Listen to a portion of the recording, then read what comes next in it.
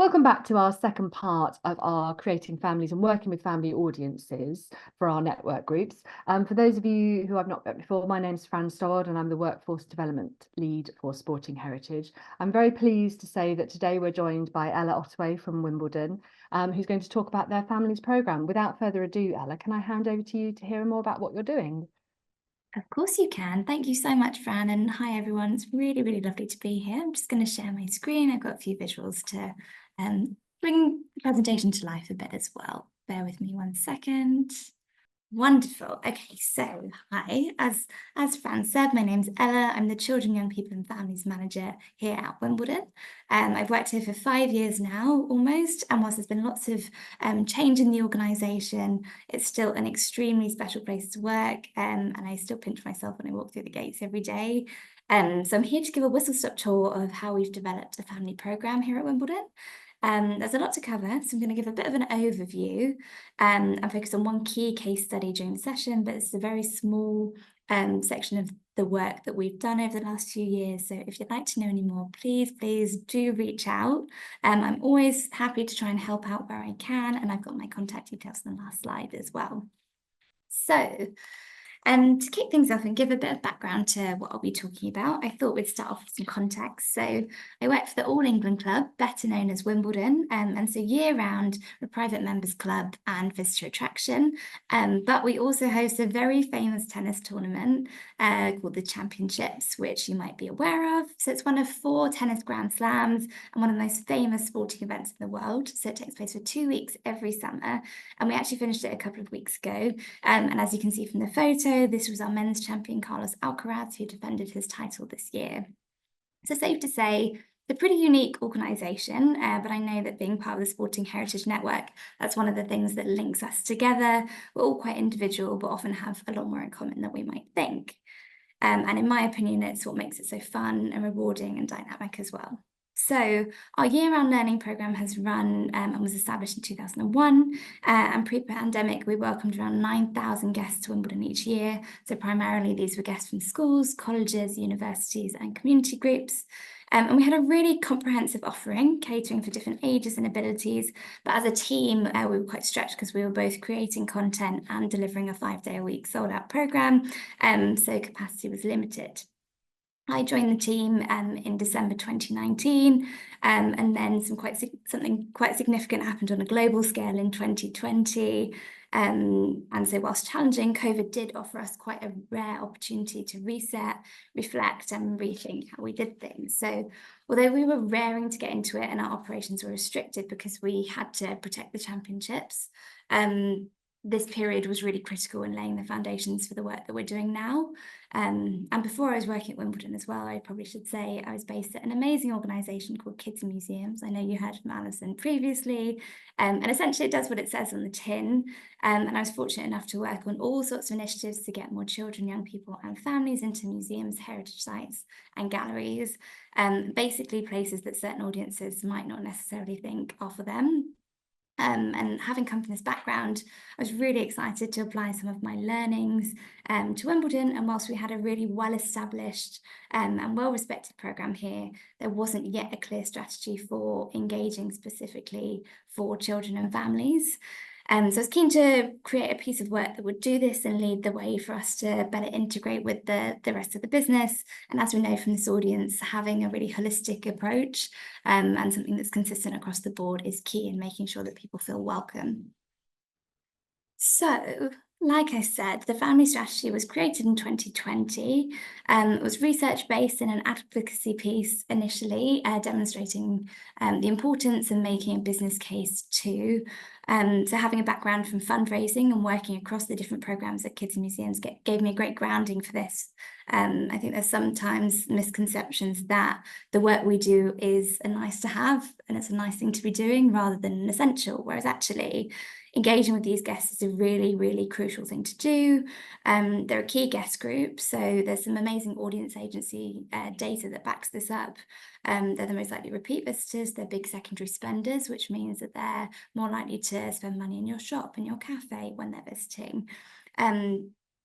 And crucially for us, they're our next generation of fans. So there's some really exciting potential with Generation Alpha.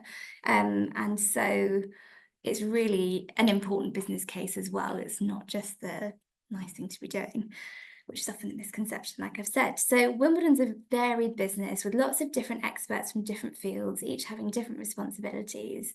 And so in order to get others on board, it was important that this piece of work was really easily translatable and relatable to other departments as well. So a big bit of advice from me, this is something you've got to be patient with.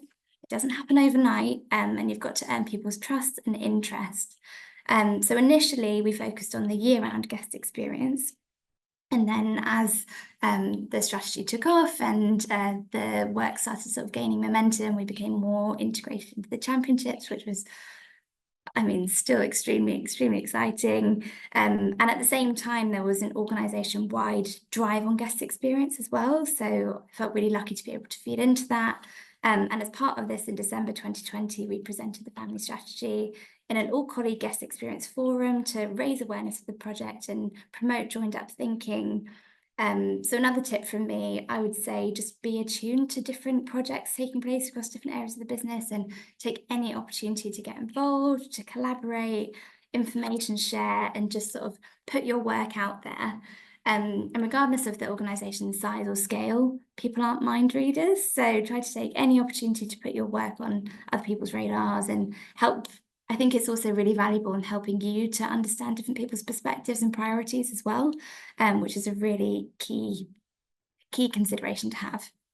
So with this in mind, I reached out to different people in different areas of the business. So from the museum team to our food and drink team, strategy, ticketing, venue operations. And initially, lots of this was about me getting a better understanding of what they do and what those roles do. So having gone from an organisation where there was a very small team to an organisation where there's 300 plus people was quite a culture shock for me. But again, an amazing learning curve. And so not only do you want to get an understanding of the different departments and what they do, but also some of the challenges that they might face. And actually, if there are shared challenges and things that you can help with or help to find solutions for. So a key example of that actually is our family ballot. So traditionally, the Wimbledon ticketing structure is designed to be fair for guests to try and get as many, give as many people as possible the opportunity to come to Wimbledon. So, which means tickets are often limited to 2 guests per household. But that isn't necessarily the most inherently family-friendly way of doing things. So we've worked together to pilot a brand new initiative with the ticketing team, and it's been hugely exciting, hugely successful already. This year we had, I think it was, over almost 800 local families apply, and they could apply for up to 5 tickets per household, which obviously was a lot more accessible than the main ballot. So ultimately, you want to be the go-to person. So you want to build those relationships and build those connections, and you want to establish yourself and your team as a sort of go-to problem solvers almost. So without further ado. So again, from my time at Kids and Museums, I had an awareness of publicly available data and research, which helps to substantiate your arguments and help you to advocate for your cause. So appreciate having access to data is a real luxury and something that not every organisation has. So having an awareness of those public pieces of information can be really, really beneficial. And actually, again, to plug Kids Museums, they do an amazing job in pooling those resources together. There's a brilliant report that back in my fundraising days, I would always refer to, and still now I refer to, and it outlines the hurdles to participation. So whilst it was specific to museums and galleries, the principles are applicable for different sectors. For example, in our case, sport. So essentially the research demonstrates that the majority of the hurdles to participation that prevent families from engaging fall under 2 main categories. So on the one side, you've got the practical barriers, that's your physical thing. So that can be your cost of entry, physical accessibility of tickets, quality and accessibility of facilities as well.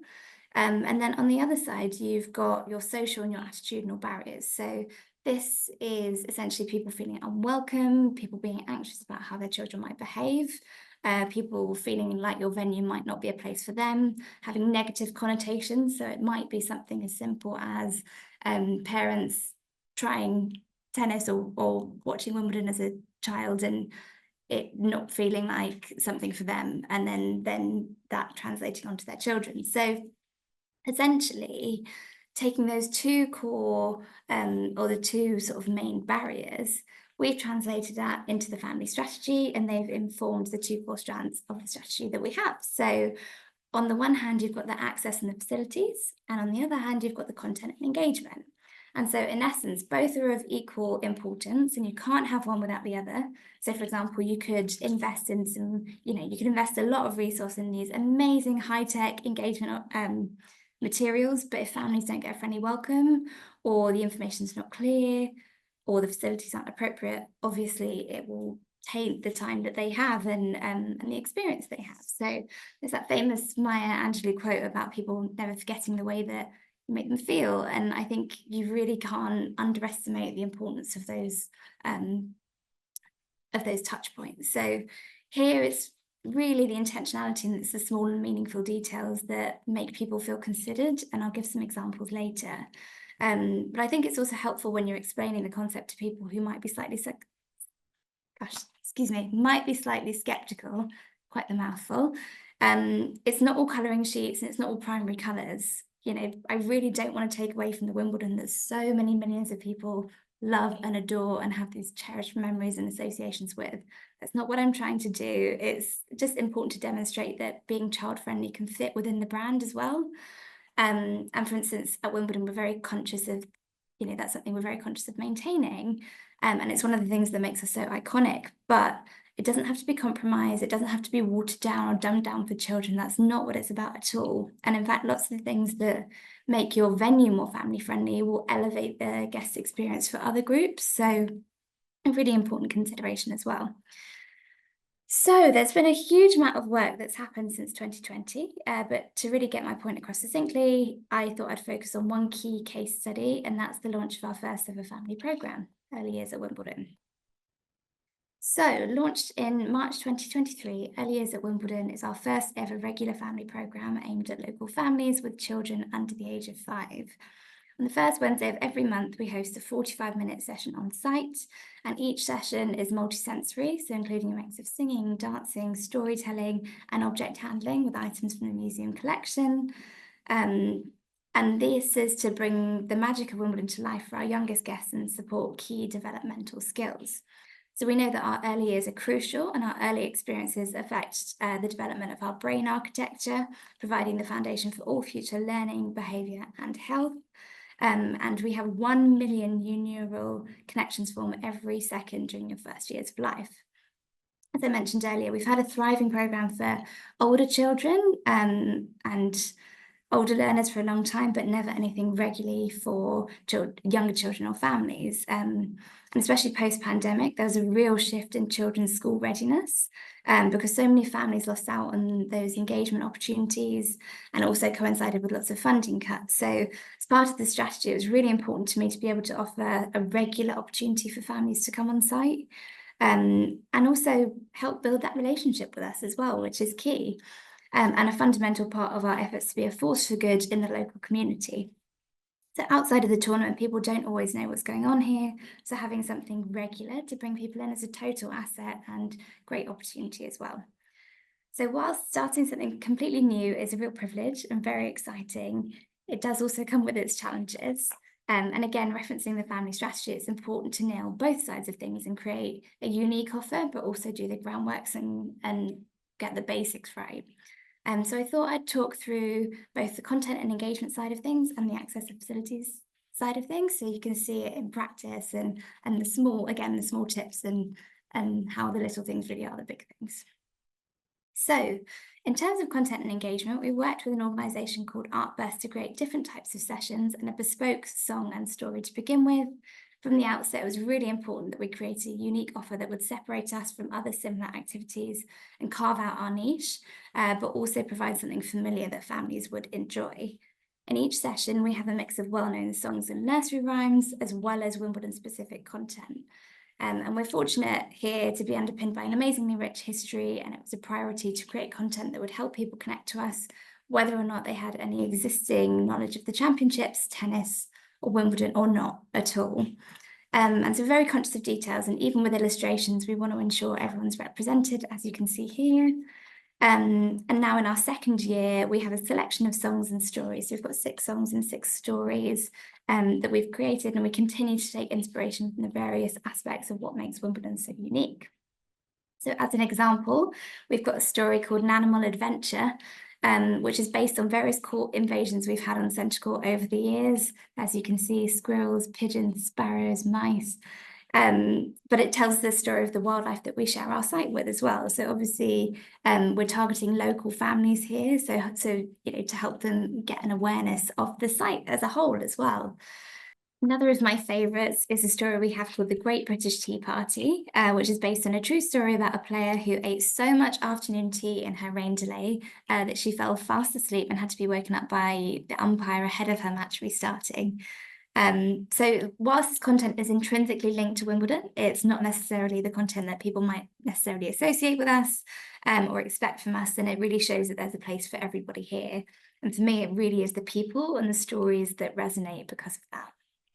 So now onto the access and facility side of things, which isn't always the most glamorous and can be the most challenging, but again, these are the nuts and bolts that you really want to make sure are right. So to get the best sense of how to do this, I spoke to different colleagues in the sector who, as always, were extremely helpful in sharing experiences and managing expectations too.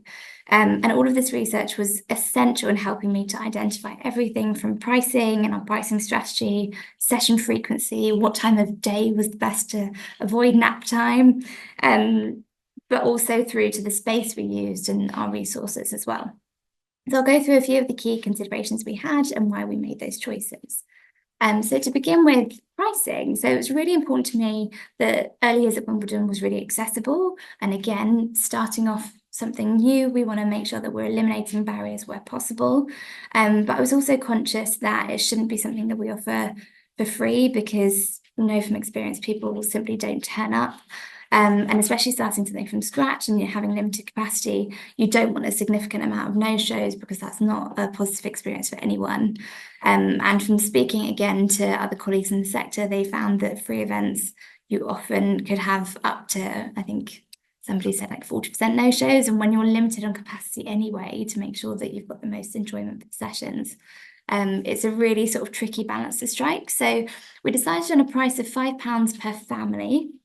And that includes adults and children, which also includes entry to the museum too. So that can be quite a nice way of justifying costs. So helping to almost add more value, because it adds to the broader experience, and it means that families can make a whole morning out of their trip here.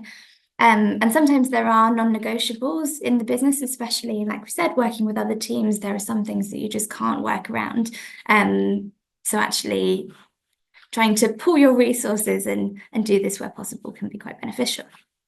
And then talking about bookings as well, I know that families, particularly those with small children, don't have a lot of time. So it's important that this process was as straightforward as possible, with really clear information on the website. We're keen to factor in things such as how many adults and children can be facilitated per booking too, because again, that can disturb the group dynamic, for example.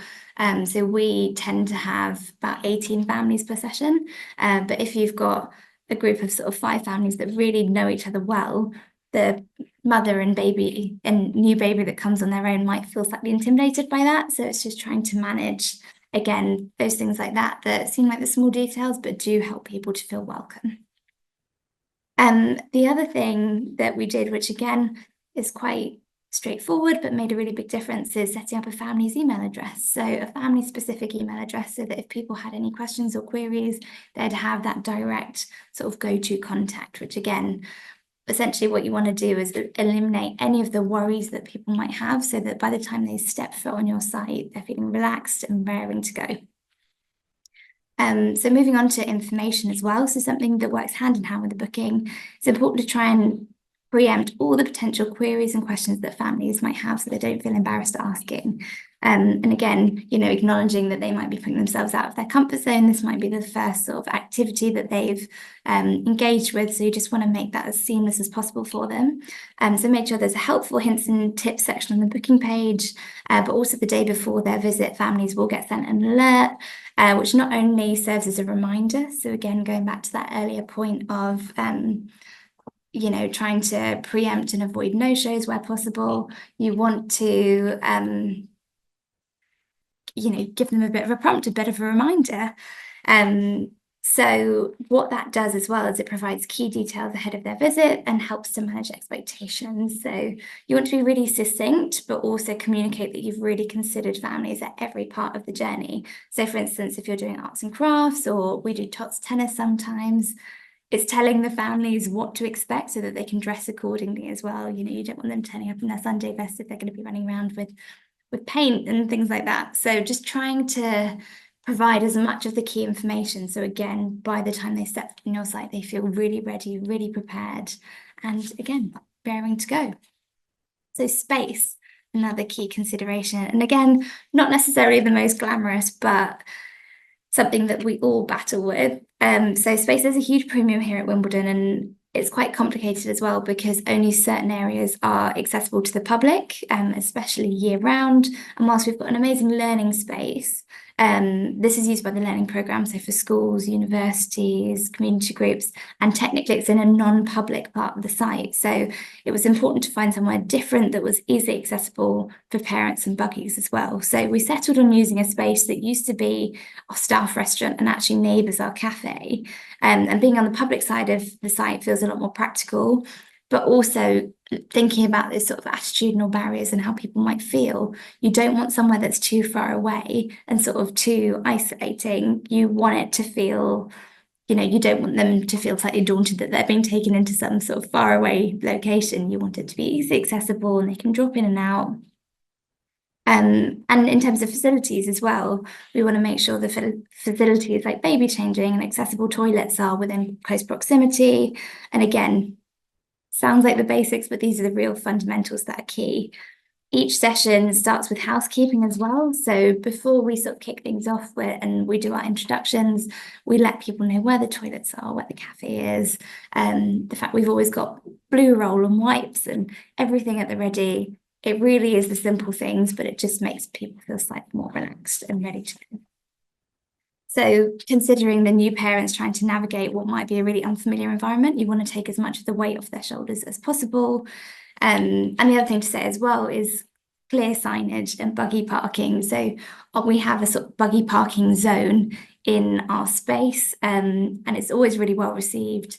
And parents know where their belongings are, they know it's safe, they know it's secure. And for children as well, as they get slightly older, you know, they'll recognise things. So knowing that it's nearby and not in a separate location, again, appreciate it's privilege and not everyone has that sort of space, but if that's something you can factor in, I found it to be really, really helpful. Last but not least, the welcome. So in my opinion, the welcome we give families is such a crucial part of the guest experience journey and a real make or break opportunity. So with our site, we have quite strong safety requirements that we must adhere to. So for the months leading up to the launch of the programme, I worked with our security team to try and make sure that we were aligned and we were working together on this. And again, lots of this is managing expectations as well. So preparing staff that we would have an influx of small children arriving at what is essentially quite a peak time, letting them know what they were visiting for and letting families know as well in advance that buggies and bags would be searched.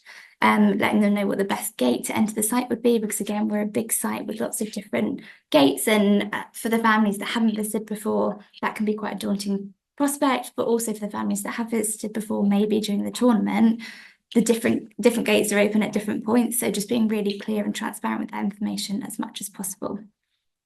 And one of my favourite touches here as well is our gold VIP wristband. So we had so our security teams, to let them know which guests are which. So whether it's a school group or a public tour, they each have to have something that can help them to easily identify which group they're with.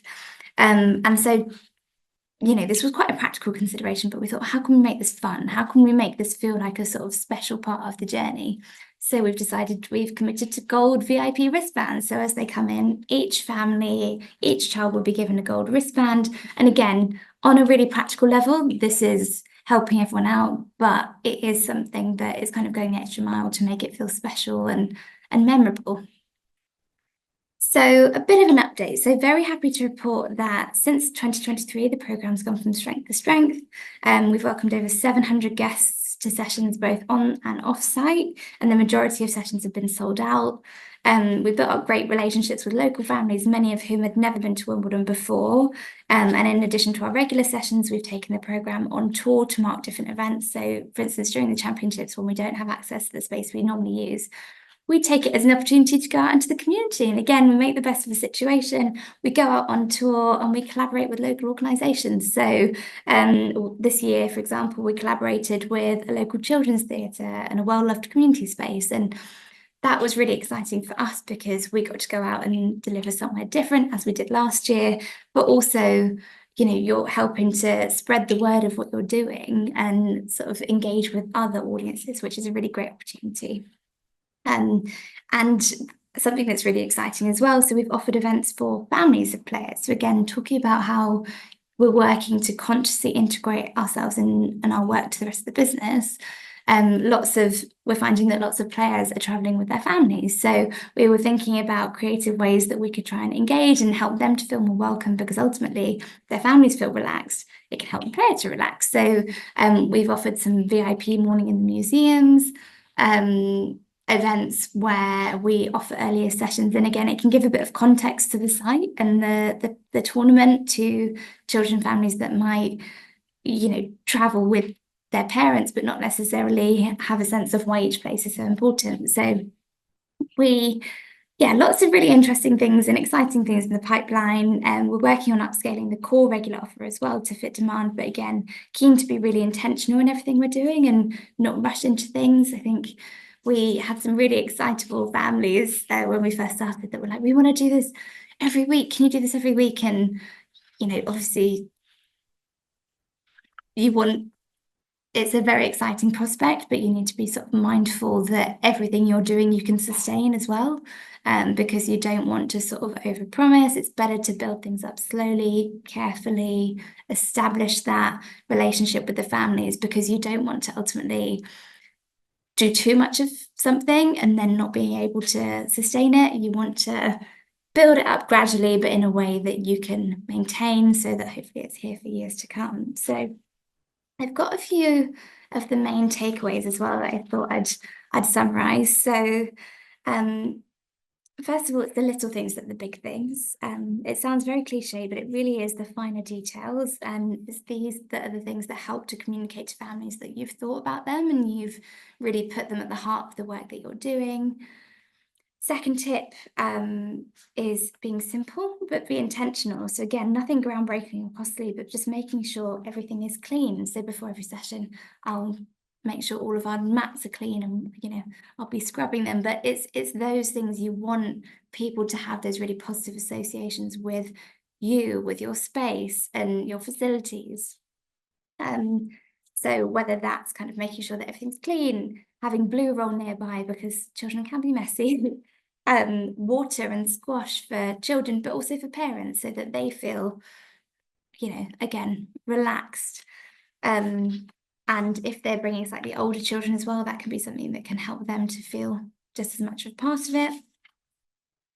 Then what have I got? So yes, again, on the sort of lines of being simple and intentional. So as part of the guest experience work I was talking about earlier, I had the privilege of working on a project with Disney. And one of the things that makes them stand out is how intentional they are with everything. And again, going back to that earlier point of problem solving, they pay attention to the finer details and the way that they examine that sort of guest journey.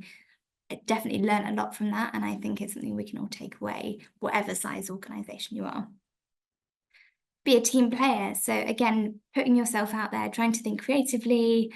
It can be nerve-wracking, and I still get nervous, but it's so worthwhile. And I think it helps you to create that offer that's really authentic and really holistic. And with this, don't be afraid to shout about your work because, you know, again, you can't expect people to be mind readers. And when we were about to launch the program, I did introductory sessions for lots of different people, and again, people that would impact. So the team working in the cafe, the team working in the shop, just to let them know what this was about, because you can't expect that, you know, you can't take for granted that people are going to be an expert in your remit. So you need to go to people and try to make it really clear. And again, you want other people to be as excited about it as you are. So I would say that's a really, really important, but also a very straightforward thing that you can do. And sort of as a result, lots of staff and colleagues that we work with now bring their children to sessions, which is really, really lovely. So you've got that sort of, again, a really holistic approach to things.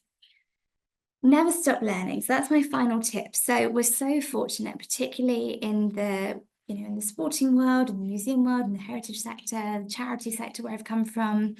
You know, there are so many networks out there that we can learn from. And actually, Fran, that was what we were talking about earlier, wasn't it? There are so many different networks. We're almost spoiled for choice. And especially if you're doing something that's quite maybe unique for your organization, or you want to learn more, it's a really great way of not only putting yourself out of your comfort zone, or you just need to speak to colleagues in the sector. So for instance, there's lots of early years networks out there, Families and Museums Network, the Sporting Heritage Network. I sit on the network panel for the Anna Freud Early Years in Mind Network. So working with lots of people from a more clinical background about how important those early years are. And actually, when it comes to, again, advocating for the work you're doing and why that's so important, being able to pool all those different resources, having access to the papers that are written, the research that's out there, that can be massively beneficial. So having these different perspectives can be so valuable. So would really, really recommend that. So yeah, I think we've come to the end of my whistle-stop tour, but hopefully this is helpful. I've got my contact details here if you'd like to know any more. And like I said, I'm always really happy to help. I feel so fortunate and love the work that we do here. And so if anyone would like to come to a session, please do shout. Lovely, thanks, Ella. It just sounds fantastic. I've got a few questions that I wanted to pick your brains. Please do. So yeah, it's really interesting hearing even from an organisation that is, you know, as big as Wimbledon, that you're working in partnership with people and picking other people's brains. So I was interested to hear that you worked with an organisation to create some of the content. How did you choose them, and how did you sort of shape the content that goes into your sessions? Yeah, of course. So in terms of being really mindful about the content that we're putting out there, I think essentially it was trying, so from being across different sides of the learning program, there are different stories that we're kind of aware of, and different things that you know are well received, and also different things that you know are really iconic but still shock people. So for example, we've got a story about it's a day in the life of our grounds team, and obviously the Wimbledon grass is so incredibly iconic and is one of the key things that makes us so, you know, you switch on the TV wherever you are in the world, you see people playing tennis in white clothing on grass, and you know it's Wimbledon. There's no sort of signage, you know exactly where you are. So the fact that we measure our grass, we count our blades of grass, we hoover it, we mop it, you know, these are all things that shock people, but it's the bonkers length that we go to make sure that it's perfect. And so we had a sort of understanding of some of the stories that might work really well, but then also what are those stories that we don't often get the chance to tell? How can we translate those to younger audiences? So I'd say that was what was underpinning the content. And I think in terms of just being mindful that we're really trying to target audiences that might not necessarily think that this is the place for them. And so, like I said, people for me are the best way of doing that. And those stories are the best way of doing that. I think that hits very nicely on the head, something that Sporting Heritage are very keen on, that sport is the thing that brings us all together, but actually it's the personal stories and all those, particularly those sort of behind the scenes stories about, yeah, how do the grounds at Wimbledon, which always look so immaculate, get to be like that? You know, it doesn't happen by magic. And yes, obviously there must be wildlife on site, and then all the other things that go on around that. So that's really interesting to hear. And I wanted to ask you a little bit more about sort of going out and speaking to other people who were doing family activities. You were talking about speaking to sort of other sort of colleagues who were doing families work. Yes. I know that there will be people within the Sporting Heritage Network who this is sort of a new area to possibly look at. What did you find from speaking to others? I know you sort of talked about sort of session length, but Yeah. what other benefits did you find from talking to others who, you know, you don't really need to reinvent the wheel, do you? Because there's lots of people doing it. Yeah. So how did you find that experience? Yeah, of course. So actually, that was one of the most valuable things I did, because not only do you get a sense of what's out there already, and I found it was really divided. You would speak to organisations that have been running early years programs for 20 years and sort of it's their bread and butter and so such an integral part of their business. And then you'd speak to some people that were like, actually, no, families is not something we do, not something we're keen to engage with, and that's also fine. So I think it was really interesting just to get people's sort of lived experience as well. And it definitely helped me to gain confidence when we were setting things up. And even I remember the morning of our first session, I remember speaking to my colleague at the time, Rosie. I was like, no one's going to turn up. What if no one turns up? Because again, speaking to other people, I remember speaking to somebody at the Fitzwilliam Museum in Cambridge. And she was saying, I did a session once and just one family turned up. We had, I think, 15 booked in or so. And it's quite normal. And I think with families, they can be quite an unpredictable audience sometimes. And you don't know, somebody might get poorly. There's lots of unknowns. And so I think that really helped to influence, you know, some of the things you can do to counteract that. How do you make people feel really prepared? How do you build up that rapport with people so that, for example, if the child is poorly, they can let you know so that you can free up the space for another. So felt very fortunate to kind of live through other people's experiences. And also sometimes you might have a thought or a sort of gut instinct as to, and again, having worked across our learning program previously to this, it's, you know, you might have a gut instinct for something that might happen or doing things a certain way, but actually getting that second or third opinion can be really, really valuable. And again, even timings of things. Our sessions fall from 10:30 to 11:15. That 45 minutes is a really good time to keep people engaged, but also you've got that freedom. So we've got our space until 12, so if people want to stay and play with the musical instruments, or families want to explore the museum or stay, and actually this was one of the moments that I thought, okay, we're onto something really special here. I was packing the bits away, all the resources, and I was walking just out of the building, and I saw, I think it was 4 parents and their children sat together in the cafe having a coffee. And I thought, that's what we wanted. That's all we wanted. And it was all really natural. They didn't know each other before. And so, yeah, I would definitely say that's been one of the most beneficial things that helped with the setting something up. And especially here where it hadn't been done before, getting those people's experiences was really key. Yeah, sort of learning from all the pros and cons that have gone before. I know. Yeah, definitely. You that sort of a bit of extra confidence to try things and to hopefully know when, like you say, when you've got it right, you can see it and you go, yes, that's exactly what we were aiming at. Exactly. And it gives you the confidence as well that like sometimes things don't go to plan, and that's fine. You know, you do learn from it. And because I think we're all quite hard on ourselves. And, you know, sometimes if you do have a session where, like we had it after Easter, where we'd had the bank holidays, and it was the one session where we had more no-shows, and usually we don't really have any no-shows, so we're really, really fortunate. But it was one, we had a couple of families drop out, and it was a bit, and you do have those moments where you doubt yourself. You think, oh no, have I lost it? What have we done that's different? And actually speaking to other people, like, no, it's normal. It happens. I think it's really Yeah, I reassuring. think Yeah. particularly with the younger, like you say, with younger children, you know, you can have lots of things that happen just in the morning that send parents off track. They've got to go and do something else, or yeah, like say a child's not well, or you can't get them out the door in time to get the bus to get to you for 10:30. You know, there's all sorts of things that happen outside of it, and it's not always or probably rarely a reflection on the actual content that you're providing. It's just life that's happening around you, isn't it? And do you gather feedback on your program so you know where what's working well and what's not working well? How if you do that, how do you do it? So at the moment, it's something we've definitely started looking into. So we initially have done that with a survey that we send out, and especially where we've done kind of events on tour as well, sending out a sort of simple survey. But I think it's something we're really keen to work more into. As an organisation, we're becoming a lot more data driven, and I think it's also key because the thing with early years that no one really prepares you for is the children grow up. So you will have, and often if families have got two children, you might have one that comes sort of a few months old, and then the older child might be a year or two older. And then you get to a point where the older child might get slightly too old to attend or starts going to nursery. And so there's a strange sort of buffer period where you get quite attached. You think, no, don't go to nursery.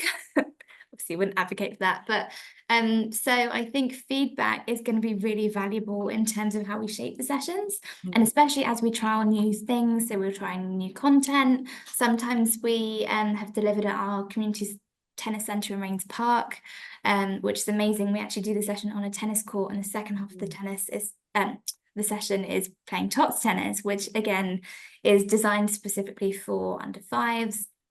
Really, really amazing, and families love it. But then that's slightly more geared towards the older. So it's finding, I think it's going to be really valuable, especially as we expand and we really consolidate our offer.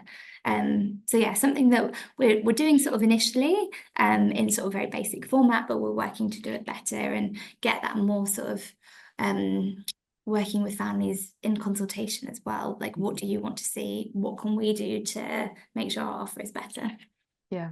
Like I say, yeah, they're an ever-evolving audience, yeah, because you can't stop the little ones growing up. And in that, particularly for that early years audience, their skills and knowledge and abilities change such a lot in that window of early years. And like you say, nursery comes in, and then older children will go up to school, and then suddenly you've got a whole new cohort who could be, the dynamic in that cohort can be completely different from the cohort that you've had before. It's just, yeah, talk about keep you on your toes, I think. It really does. It really does keep you on your toes, that's for sure. Lovely. Well, thank you so much for telling us all about the early years offer at Wimbledon. And I will share your slide deck if that's okay, because that's got all your contact details on. If anybody would like to get in touch with Ella, please do. And as I say, this is the second part of a two-part resource that we've been developing around creating and working with families. The first part was talking to Alison Bowyer from Kids in Museums about their manifesto and all the different ways that you can work with children and families, from very low cost ways to getting involved in their bigger campaigns, signing up for their manifesto and taking part in their takeover day, which we're supporting as part of this year's National Sporting Heritage Day. All of those details are on our network pages and will be up on our YouTube channel. So thank you, Ella. Thank you so much for your time today. And I hope everybody else has a great rest of their day. Thank you. Thank you.